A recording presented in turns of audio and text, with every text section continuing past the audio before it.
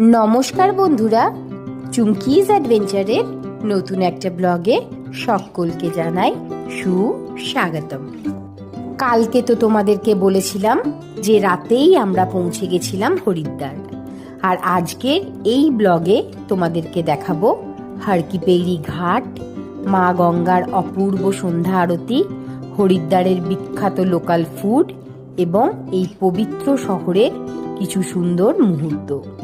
কারণ আজকে আমরা কোথাও দূরে যাচ্ছি না, পুরো দিনটা থাকবো হরিদ্বারেই আর এক্সপ্লোর করব এই ধর্মনগরীকে। সকাল সকাল আমি আর সুজয় বেরিয়ে পড়েছি মা গঙ্গার তীরে একটু হাঁটাহাঁটি করতে। এখন আমরা ব্রিজের উপর দিয়ে হেঁটে চলেছি আর উপভোগ করছি মা গঙ্গার মনোমুগ্ধকর সৌন্দর্য।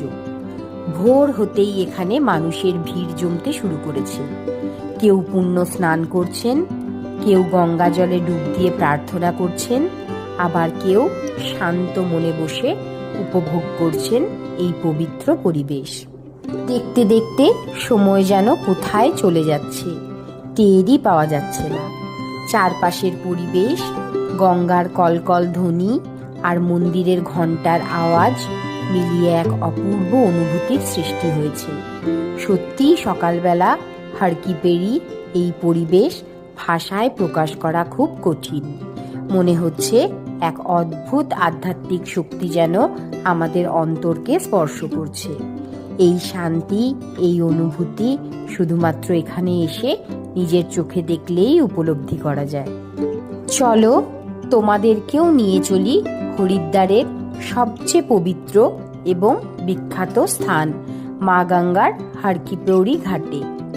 কথিত আছে এই স্থানেই ভগবান বিষ্ণুর পদচিহ্ন রয়েছে, তাই ভক্তদের কাছে এর মাহাত্ম্য অপরিসীম। সকালবেলার এই মনোরম পরিবেশে ঘাটের সৌন্দর্য যেন আরও কয়েক গুণ বেড়ে যায়। দূরে ভেসে আসছে মন্দিরের ঘণ্টার ধ্বনি, আর গঙ্গার পবিত্র জল ছুঁয়ে মানুষ প্রার্থনা করছেন নিজেদের ও পরিবারের মঙ্গল কামনায়। সত্যিই হারকিপেরিতে দাঁড়ালে মনে হয় যেন ভক্তি আর আধ্যাত্মিকতার এক অপূর্ব জগতে এসে পৌঁছে গেছি। চলো এবার এই পবিত্র ঘাটের সৌন্দর্য আর পরিবেশটা একটু কাছ থেকে উপলব্ধি করি।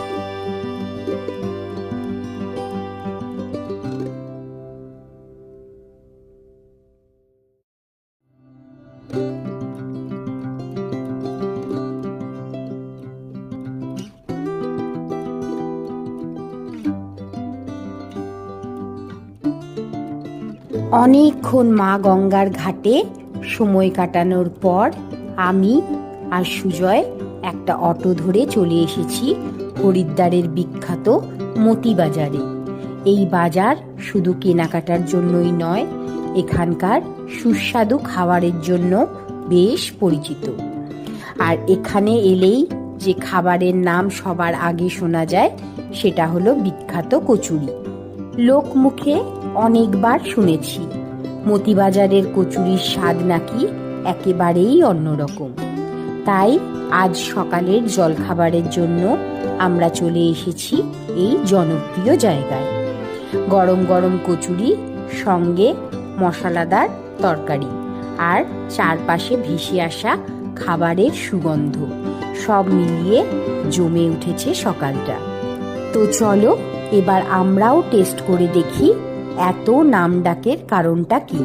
তারপর ঘুরে দেখব মতিবাজারের অলিগলি, দেখব আর কি কি বিখ্যাত খাবার আর জিনিসপত্র এখানে পাওয়া যায়। হরিদ্বারের এই প্রাণবন্ত বাজারে আজকের সকালটা হতে চলেছে বেশ মজাদার। একেবারে সামনে গরম গরম কচুরি ভেজে দেওয়া হচ্ছে, আর এই কচুরিগুলো আমাদের ওদিককার নরম কচুরির মতো নয়, বরং একদম খাস্তা আর মুচমুচে। কড়াই থেকে নামিয়েই কচুরিগুলো ভেঙে শালপাতার থালায় পরিবেশন করা হচ্ছে। তারপর তার উপরে ঢেলে দেওয়া হচ্ছে সুস্বাদু তরকারি, সঙ্গে কুচনো পেঁয়াজ আর ঝালটক গ্রিন চাটনি। সব কিছু মিলিয়ে দেখতে যেমন লোভনীয়, খেতেও তেমনি অসাধারণ।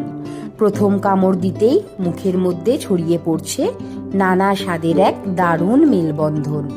সত্যি বলতে কি, এত নামডাক কেন সেটা এক কামড় খেতেই বুঝে গেলাম। খাস্তা কচুরি, মশলাদার তরকারি আর চাটনির এই কম্বিনেশনটা এক কথায় দুর্দান্ত। হরিদ্বারে এসে এই স্বাদ মিস করলে সত্যিই অনেক বড় কিছু মিস করা হবে। তাই তোমরাও অবশ্যই এই মতিবাজারের কচুরি ট্রাই করে দেখতে পারো।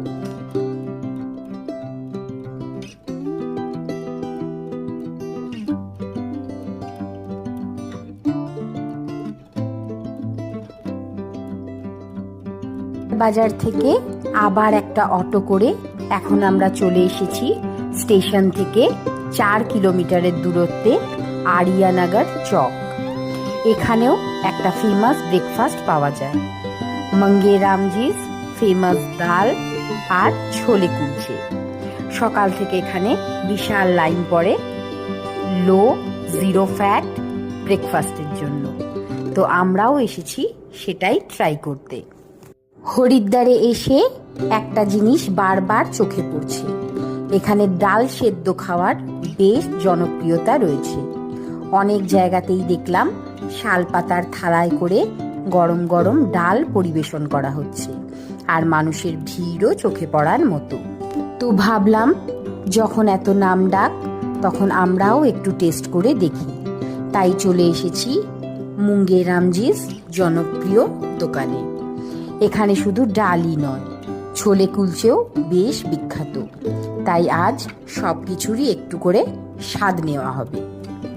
আর একটা জিনিস দেখে বেশ অবাক হলাম, প্রায় সবাই গ্লাসে করে একটা পানীয় খাচ্ছে। জানতে পারলাম এটা আসলে ছোলা সেদ্ধর জল। এখানকার মানুষের কাছে এটি খুবই জনপ্রিয় এবং অনেকেই এটাকে হাই প্রোটিন ড্রিঙ্ক হিসেবে পান করেন। স্থানীয়দের মতে এর স্বাদ যেমন আলাদা, তেমনি শরীরের জন্য বেশ উপকারী। তো চলো এবার আমরাও টেস্ট করে দেখি মঙ্গেরামজির বিখ্যাত ডাল, ছোলে কুলচে আর ছোলা সেদ্ধর জল। আর হ্যাঁ, এই জায়গাটা হরিদ্বার রেলওয়ে স্টেশন থেকে প্রায় 4 কিলোমিটার দূরে আরিয়ানগরে অবস্থিত।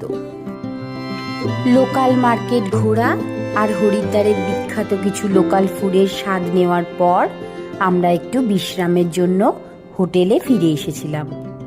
এখন দুপুর প্রায় 1টা বাজে, আর সবাইকে সঙ্গে নিয়ে বেরিয়ে পড়েছি লাঞ্চ করতে।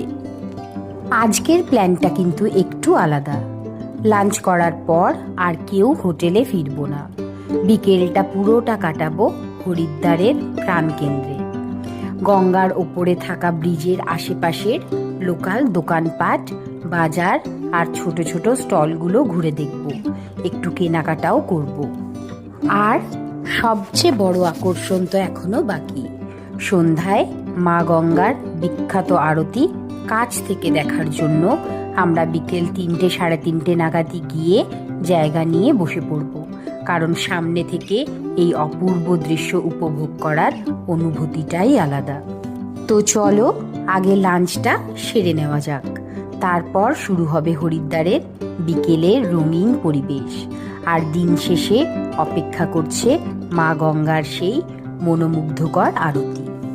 কালকে তোমাদেরকে রাস্তায় আসার সময় দেখিয়েছিলাম হাপুরের চটিওয়ালা রেস্টুরেন্ট, আর আজকে আমরা লাঞ্চ করব হরিদ্বারের চটিওয়ালা রেস্টুরেন্টে। খাওয়া দাওয়া সেরে আমরা আবার ফিরে এসেছি মা গঙ্গার পবিত্র ঘাটে। আর ঘাটে পা রাখতেই বুঝতে পারলাম আরতির সময় যত এগিয়ে আসছে মানুষের ভিড়ও তত বাড়ছে। চারপাশে শুধু ভক্ত আর দর্শনার্থীদের সমাগম। সবাই অধীর আগ্রহে অপেক্ষা করছেন সেই মুহূর্তের জন্য। ঘাটের প্রতিটি সিঁড়ি প্রায় ভরে গেছে। কেউ অনেক আগেই এসে জায়গা নিয়ে বসে পড়েছেন, আবার কেউ ভালো জায়গার খোঁজে এদিক ওদিক ঘুরছেন। চারপাশের পরিবেশ ইতিমধ্যে একটা ভক্তিময় আবহাওয়া তৈরি হয়ে গেছে। তো চলো আমরাও একটু চেষ্টা করি সামনে কোথাও ভালো একটা জায়গা করে বসার, কারণ এত দূর থেকে এসে মা গঙ্গার এই বিখ্যাত আরতি যদি একবার সামনে থেকে দেখা যায় তাহলে অভিজ্ঞতাটাই হবে অন্যরকম। গঙ্গা আরতি শুরু হয়ে গেছে। চারপাশে ভেসে আসছে ভক্তিময় আবহ, জ্বলছে অসংখ্য প্রদীপ আর আলোকিত হয়ে উঠেছে পুরো ঘাট। তবে কপিরাইটের কারণে আরতির আসল সাউন্ডটা তোমাদের শোনাতে পারছি না। তবুও এই পবিত্র মুহূর্তের সৌন্দর্য আর অনুভূতি তোমাদের সঙ্গে ভাগ করে নিতে চাই। তাই চলো মন থেকে ভক্তি ভরে সবাই মিলে উপভোগ করি হরিদ্বারের মা গঙ্গার এই অপূর্ব আরতি। প্রদীপের আলো, গঙ্গার বুকে তার প্রতিফলন আর ভক্তদের অগাধ বিশ্বাস মিলিয়ে তৈরি হয়েছে এক অবর্ণনীয় পরিবেশ। কিছু অনুভূতি শব্দে প্রকাশ করা যায় না, শুধু হৃদয় দিয়ে অনুভব করতে হয়। এই আরতিও ঠিক তেমনই এক অভিজ্ঞতা। জয় মা গঙ্গে, হর হর গঙ্গে।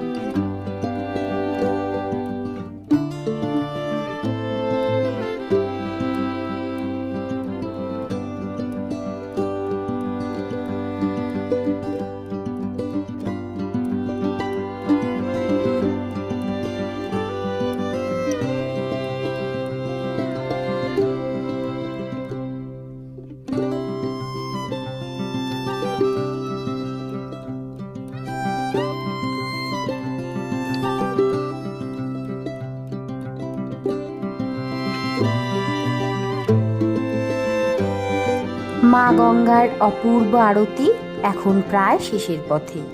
চারপাশে এখনো জ্বলছে অসংখ্য প্রদীপের আলো, আর সেই আলো গঙ্গার বুকে এক স্বর্গীয় আবহর সৃষ্টি করেছে। এবার আমরাও ভক্তি ভরে মা গঙ্গার বুকে একটি প্রদীপ ভাসিয়ে দেব, প্রার্থনা করব সকলের সুখ, শান্তি আর মঙ্গল কামনা। এই পবিত্র মুহূর্তে মা গঙ্গাকে জানাই আমাদের আন্তরিক প্রণাম ও শ্রদ্ধা। তো চলো, ব্লগটা আজকে এখানেই শেষ করছি। ভিডিওটা ভালো লাগলে একটা লাইক, শেয়ার, কমেন্ট করো। আর হ্যাঁ, সাবস্ক্রাইব আর বেল আইকনটা প্রেস করতে ভুলো না কিন্তু। খুব তাড়াতাড়ি দেখা হবে আবার একটা নতুন ব্লগে। টাটা।